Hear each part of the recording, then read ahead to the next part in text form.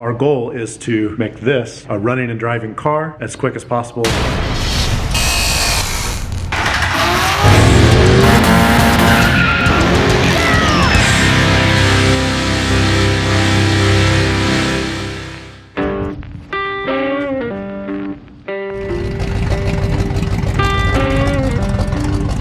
Today we're going to talk about the Camaro. All right, if you've been following along, a couple videos ago we introduced our new project car, which is this 78 Camaro Z28 that's back here. So our goal is to make this a running and driving car as quick as possible. We're gonna get it running, looking good, maybe fast, hopefully, and then we're gonna sell it. We're gonna flip it and then move on to the next project. Well, today we're gonna evaluate everything we have to do with this car so we can order all the parts and plan the entire build. Usually I have like a long build, I'll drive it for a year, I'll drive it for a little while and then sell it. But this time it's gonna be different. You can see we have this disaster of an oil slick, tools everywhere from the fab work we did on the Miata, the trashed Miata over here, and then we have the Camaro over here. And if we can see it, if you've been following along, you have found out that we blew the engine. So there's a big hole right there. It's kind of hard to see in the video, but there's a hole in the side of the block. Enough about that. Let's get to the Camaro. So today the goal is to plan out everything we want to do with the Camaro. And we're going to get out all the parts, look at everything that's going on with it. First is the engine and trans plan. And the current plan right now is, so I have a 5.3, a 4L60E. I've got like a nice cam, a set of springs, basically everything I need to drop in here. But I have some questions about like, does that make sense? Because depending on how fast the car is, a 4L80E might make more sense. I'm leaning towards sticking with the 4L60E. Now there's out in the back of a truck over here, there's a 5-speed, it's an NV 3500, I believe. That would also be cool. I've got pedals that came with the car to put a manual trans in this. But I mean, the 5-speed is also debatable whether the ratios make sense and whether it'll actually take any kind of horsepower before it breaks. But I don't think that's the solution. So here's the 5.3. 5.3 was running and oil pan is already cut down, as well as the pickup tube. We got our trans over here, stock converter. We'll probably get a high stall converter. I've already got like a line out on like a Yank 3600 and some other high stall converters that might make sense in this. So that's the engine. I think we have the engine handled. I'm thinking Holley Terminator X because this engine, when we pulled it out of the Suburban, it had a miss. It was down a cylinder and we did plugs and wires and that didn't fix it. And then once I started looking at the harness, the truck had sat for a while and we actually had squirrels had chewed the harness. They had chewed through the wires on the injector harness. So the only reason we were down a cylinder was because the injector harness wires were chewed through. So you can see this donor vehicle right here. It's where the engine came from. Ran good. This truck just had the brakes completely rust out. And then the family that owned it hit something. It didn't do much more damage than this here, but apparently there was a lawsuit involved and they're like, we don't want anything to do with this truck. So I took it off their hands for a pretty good price.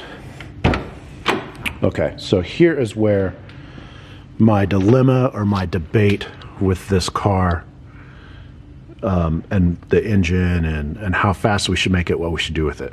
So this car has a cage in it partially already. So it's already welded at the front. There's already bars through the front to the frame in the front. The thing that I'm wondering is, if this isn't a super fast car, does it make sense to have the cage? Like if I'm not gonna build it to run, you know, faster than 10s, or if it's just going to be a cruiser that sounds cool, does it make sense to have the cage in it? And I don't know, there's part of me that wants to cut the cage out, fill the holes on the firewall, but there's another part of me that just says, just finish the cage, put it in. It's already got subframe connectors, you know, all that stuff. It's a nice stiff car. So that's my debate. Nice cruiser that's pretty quick, or like super fast because it's caged and it's a race car. And I'm not leaning towards full race car. I'm leaning towards like nice driver that sounds good. The other thing I'm going to do as there is time is clean out this shed just a little bit because it is a disaster. I actually might just sweep up the oil on the floor right now. I'm gonna have to get more oil dry. I don't want to track this mess everywhere. All right, it's a little cleaner. Now we've lost most of our daylight, but now we can get to the Camaro. Somebody's over there starting a fire.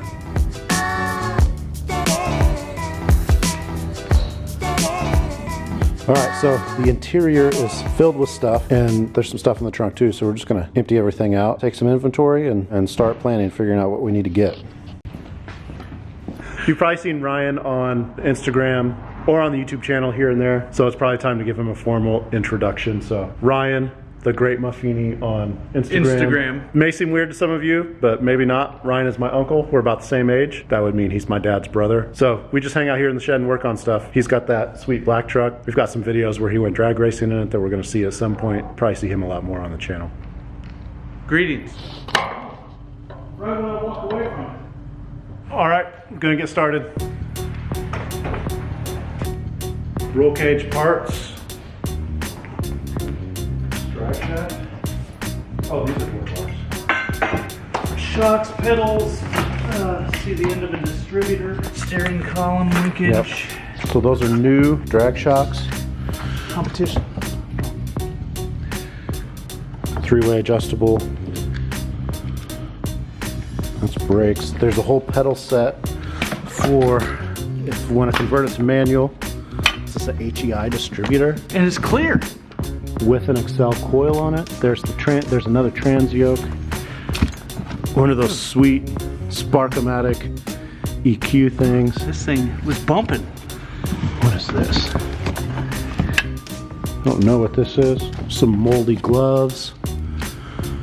Ew. There's some, we should throw those away. Yeah. More steering column. I mean, this could be parts you could use on the truck. Cross member, more cage parts. There's a lot of cage parts on this car. Air shocks. Ooh. This seems like the true 80s Camaro, because we had that Spark-O-Matic EQ, and we got these Gabriel high lift air shocks. Somebody who was a teenager in the 80s had to have this car. This is a gear set. 8.5 inch ring gear. 342. We'll have to pull the cover off the diff and find out what's going on. So, brand new set of 342s. This should be an 8.5 10 bolt. So they had told me that this, with a 2, which is the whole overhaul kit, new bearings, seals. Mission cooler. I wonder where this goes. All right, then we'll take a look at the interior. Seats are not bolted down. It's kind of dark. There's a mess of wiring up there, but it looks like new wiring. It's got these really cool seats. I like those seats. So this used to be a yellow car. It used to be a Bumblebee. And then somebody painted it black. So it's got a fuel cell and the floor cut out, which is why I could stick my hand up in there and open the trunk. Looks like all the battery cables are back here too. So I got to figure out what to do with the fuel system and this trunk.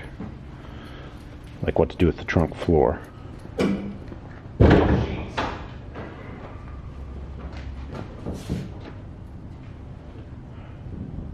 It's really clean under here. There's no heater box. There's wipers. Wipers, manual brakes. Manual brakes, it's got a line lock, it's got new motor mounts. I have the radiator at home, it's got an electric fan for it. Everything in here looks like, everything in here looks pretty new and nice. All right, now's the part where we have to start making our list of what needs done so we can make decisions. Thing has no heat at all. My dilemma I talked about earlier is this being a race car with a cage versus a street car. And how does that determine what we do to it? If it's a street car, I think it should have heat. So yes. Probably got to figure that out. Heat, power steering. That 5.3's got a power steering pump on it. That's just making up those lines. All that stuff on the engine bay is pretty simple. I'm going to jump inside and see what's in here. Brakes go to the floor, so they must not be hooked up all the way. It's probably just an actuator rod. Yeah, the rod's not hooked up, which I think we saw that in the pieces. So there's no cluster. There's no HVAC stuff. The cage doesn't, the cage is, it's pretty close to the head right here. If we're going Holley Terminator, it comes with the little screen here, but then you could add gauges to it. I think some bent sheet metal Yeah, I think we'll probably make a panel. We'll mount that here and maybe a tack and some kind of speedometer. I don't think we need much more than that. I've seen people just run the little 3-inch touchscreen in a panel. There's not a glove box. So, with it having no heat and AC, that makes like, if it's a street car with a cage, that makes like vintage air, some kind of thing, maybe a possibility. The other thing we got to figure out is keys. We have no keys to anything, so definitely that's on the list of right away is order keys, new locks. It's going to need a new windshield because there's a crack over there. And we'll have to figure out wiring. Is there even a fuse box in here? I don't even really see a fuse box.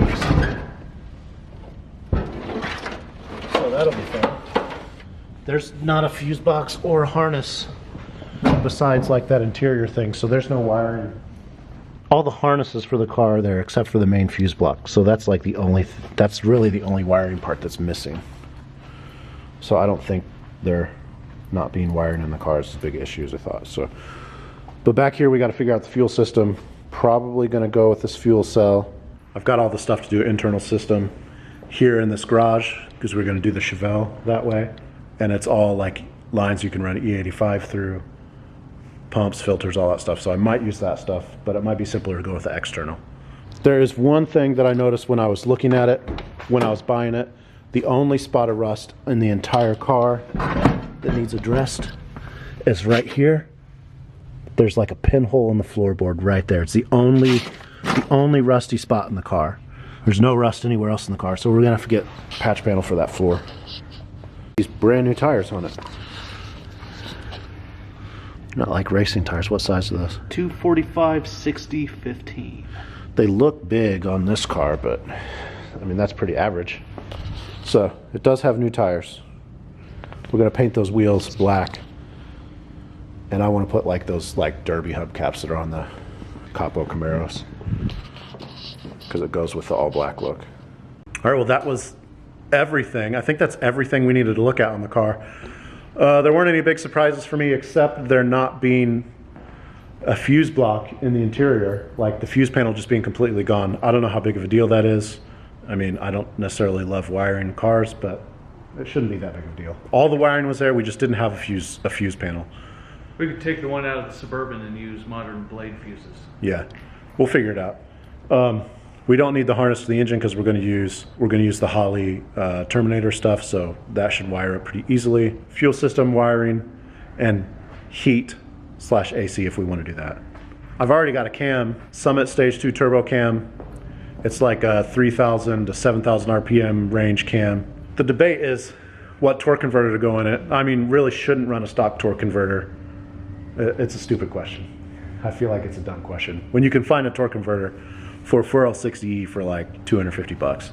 Now it's time to get to work and start doing this stuff because I want to get this car done and I want it running soon. I'm excited about it. I would love to hear your opinion on the Camaro. What does it need?